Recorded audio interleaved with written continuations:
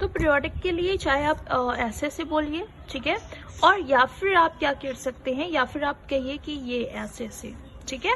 तो एक particular time के बाद जो भी अपनी पोजीशन को वापस से रिपीट करता है वो सबके सब क्या कहलाता है, पीरियोडिक मोशन, ठीक। और जब कोई ऐसे बैक एंड फोर्थ इस तरह से करता है तो वो वाइब्रेशन हो जाता है, तो इसमें कंफ्यूज मत होइएगा। तो पीरियोडिक वाइब्रेशन किस पे बेस्ड है, एटॉमिक क्लॉक। आपकी जो जनरल वॉच होती है वो बेस्ड होती है एटॉमिक क्लॉक पर। एटॉमिक क्लॉक किस पे बेस्ड है, इसके पीरियोडिक वाइब्रेशन पर। किसके पीरियोडिक वाइब्रेशन पर, सीजियम एटम के पीरियोडिक वाइब्रेशन पर, ठीक है। फिर से देख लीजिए कि 1 सेकंड जो होता है, जब आपका पीरियोडिक इतना पीरियोडिकली वाइब्रेशन हो जाता है तो हम कहते हैं कि हमारा 1 सेकंड बीत गया, ठीक। आप देख सकते हो ये कुछ 1 10 100,000 9 अरब 19 crore 26 lakh 31,770 vibrations is not a very less quantity, it's a very huge amount, right. तो इतना वाइब्रेशंस जब caesium 133 again an isotope of caesium atom, तो जब इतना सीजियम एटम का इतना वाइब्रेशन हो जाता है तो हम कहते हैं कि हमारी घड़ी में 1 सेकंड बीत गया। तो अब आप अंदाजा लगा सकते हैं कि 1 सेकंड आपको लगता है कि बस 1 सेकंड, हम लोग कभी कभी मजाक में भी बोलते हैं कि जैसे कोई भी बोलते हैं कि 1 सेकंड, तो हम लोग कहते हैं कि अरे हो गया, ठीक। लेकिन 1 सेकंड के अंदर भी देख लीजिए इतने वाइब्रेशंस हैं, ये 100 में नहीं है, ये 1000 में नहीं है, ये लैक्स में नहीं है, ये करोड़ में नहीं है, ये अरब में है ना, या आप कह सकते हो मिलियंस में है, ठीक है। तो मिलियंस में वाइब्रेशंस हैं आपके 1 सेकंड बीतने के लिए, और आप लोगों को 1 सेकंड कुछ लगता ही नहीं है, ठीक है। तो टाइम की बहुत इंपॉर्टेंस है, ठीक, ये याद रखिएगा हमेशा। 1 सेकंड कंप्लीट होने के लिए अगर कोई आपसे पूछे टाइम की इंपॉर्टेंस तो बता दीजिएगा कि 1 सेकंड को कंप्लीट होने के लिए इतने वाइब्रेशंस का होना जरूरी है, और ये कोई छोटा मोटा अमाउंट नहीं है, ये वाकई बहुत बड़ा अमाउंट है। और 1 सेकंड में हो रहा है, यानी इतने वाइब्रेशंस जब कंप्लीट होते हैं तो हम कहते हैं 1 सेकंड हो गया हमारा, तो इसका मतलब कि ये वाइब्रेशंस बहुत ही फास्ट होते हैं, तभी तो 1 सेकंड में इतने सारे वाइब्रेशंस हो जाते हैं, ठीक है।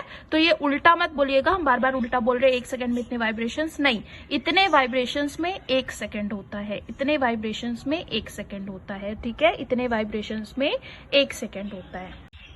अब आपका लास्ट है accuracy and precision of instrument आज का, क्योंकि हमने आपसे कहा था कि हम रोज एक एक टॉपिक कवर करेंगे, ठीक है। तो एक्यूरेसी एंड प्रिसीजन समझ लीजिए क्या होता है, बहुत लोगों को कंफ्यूजन होती है। एक्यूरेसी का मतलब होता है कि कोई चीज कितनी क्लोज है ना। जैसे ये पेन है, इस पेन की जो लेंथ है वो मान लीजिए 1 मीटर है, ठीक है। अब अगर हमने आपसे कहा कि आप इसको मेजर करिए, ठीक, तो आपने जो मेजरमेंट की, मान लीजिए आपने मेजर किया 98 सेंटीमीटर, किसी ने मेजर किया 99.9 सेंटीमीटर, ठीक है। तो अब बताओ इसकी एक्चुअल लेंथ कितनी थी, 1 मीटर।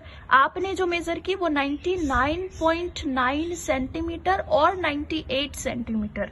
तो अब आप खुद ही समझ गए होंगे कि एक्यूरेसी क्या होती है, मतलब जो आपने मेजर किया वो अपनी एक्चुअल लेंथ की कितने क्लोज है, ठीक है, अपने एक्चुअल लेंथ की कितने क्लोज है, वही कहलाता है एक्यूरेसी। अब आप दोनों में से अगर हम पूछे 98 सेंटीमीटर और 99.9 सेंटीमीटर में से कौन सा ज्यादा एक्यूरेट है, तो आप खुद ही कहोगे कि मैम 99.9 सेंटीमीटर ज्यादा एक्यूरेट है ना। तो अपनी एक्चुअल वैल्यू से कोई वैल्यू कितनी क्लोज होती है उसे हम कहते हैं एक्यूरेसी, कि हमारा रिजल्ट कितना एक्यूरेट है।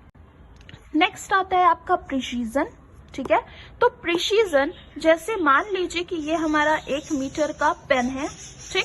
अब आपने बहुत सारी वैल्यूज इसकी कैलकुलेट करी, जैसे आपने इसे एक बार नापा 98 सेंटीमीटर आया, दोबारा नापा 99 सेंटीमीटर आया, तीसरी बार नापा 99.9 सेंटीमीटर आया। तो देखो सबसे ज्यादा एक्यूरेट कौन सा है, 99.9 सेंटीमीटर है ना, क्योंकि एक्चुअल लेंथ है 1 मीटर, ठीक। अब जो 99.9 सेंटीमीटर है वो हो गई आपकी एक्यूरेसी, ठीक है, वो हो गया आपका एक्यूरेट रिजल्ट। लेकिन लेकिन जो आपने 3 मेजरमेंट लिए हैं 98 सेंटीमीटर, 99 सेंटीमीटर, 99.9 सेंटीमीटर, ये जो 3 आपने मेजरमेंट लिए हैं, ये 3 मेजरमेंट आपस में कितना क्लोज हैं? जैसे 98 99 के कितना क्लोज है, 99 99.9 के कितना क्लोज है, ये कहलाता है प्रिसीजन।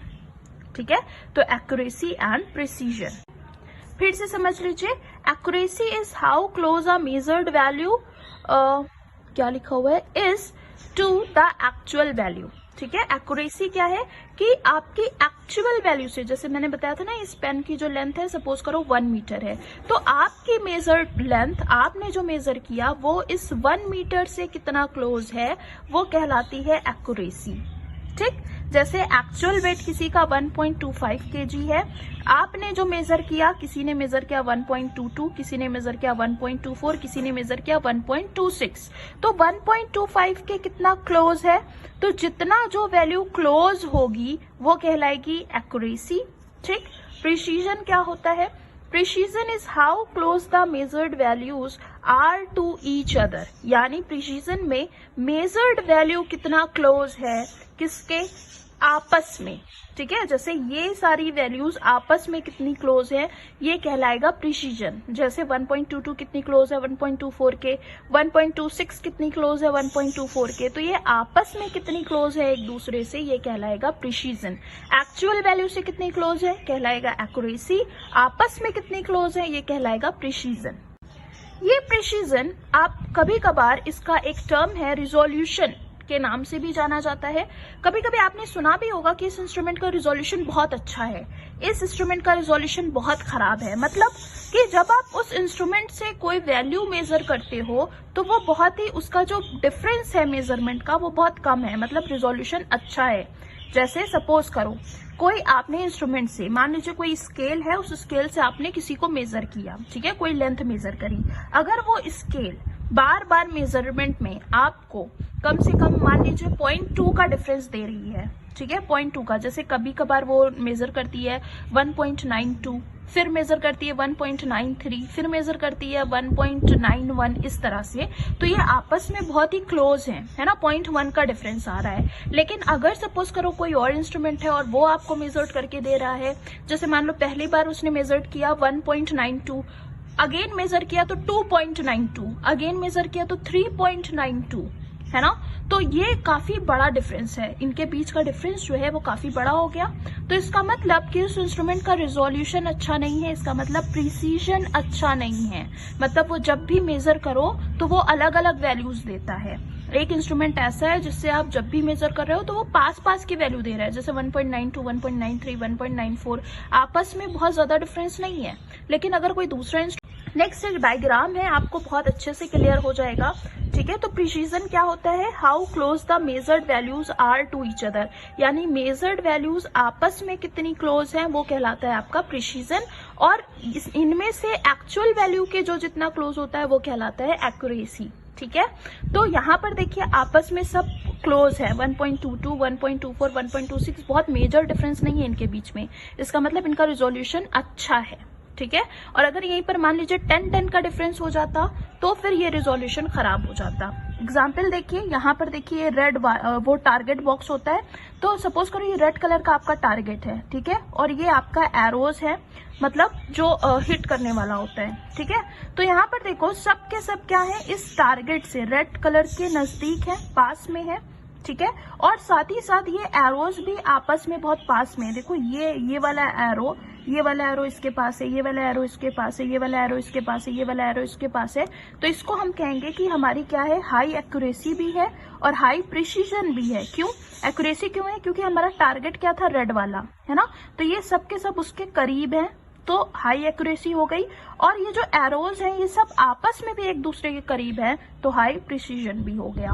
नेक्स्ट देखिए, ये वाला अगर हम बात करें तो ये वाला देखो, यहाँ पर थोड़ा बहुत इसके कंपेयर में देखो, तो यहाँ पर देखो ये जो ब्लू, इस बार टारगेट हमारा ब्लू है, तो ये ब्लू के तो हर एरो थोड़ा थोड़ा करीब है ना, नजदीक है।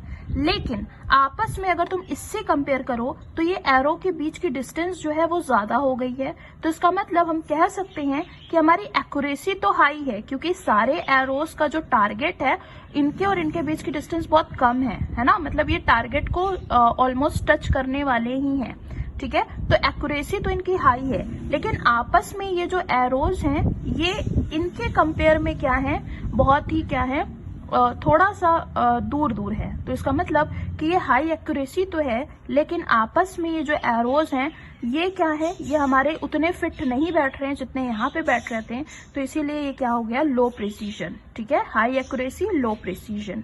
यहाँ पर देखो थर्ड वाला एग्जाम्पल, ये हमारा टारगेट है और ये हमारा एरोज है। तो यहाँ पर देखो एरोज एक भी जो है टारगेट पे फिट नहीं हो रहा है यहाँ पे, और इसकी डिस्टेंस क्या है, बहुत दूर है ना। तो हम कह सकते हैं कि इनकी एक्यूरेसी क्या है, लो एक्यूरेसी है। लेकिन क्योंकि ये एरोज आपस में क्या है, बहुत ही करीब हैं एक दूसरे के एरोज, ठीक है, तो हम कह सकते हैं कि हमारा जो प्रिसीजन है वो हाई है। तो समझ में आया एग्जाम्पल, यहाँ हाई एक्यूरेसी हाई प्रिसीजन, यहाँ हाई एक्यूरेसी लो प्रिसीजन, और यहाँ